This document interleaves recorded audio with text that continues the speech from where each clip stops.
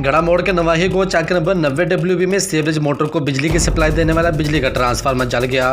Transformer के जल जाने से सीवरेज के पानी की निकासी रुक गई।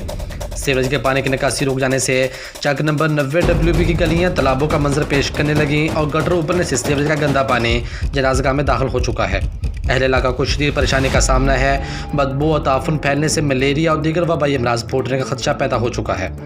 अहले इलाका ने बापटा से मुतअद्दिद बार सीवरेज का ट्रांसफ़र तब्दील करने का मुतालबा किया, लेकिन बापटा टासे मस नहीं हुई।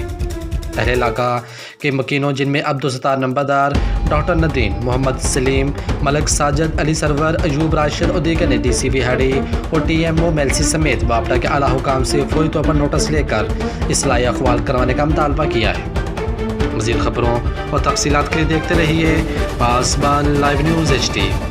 आप हमें फेसबुक और YouTube पर भी फॉलो कर सकते हैं।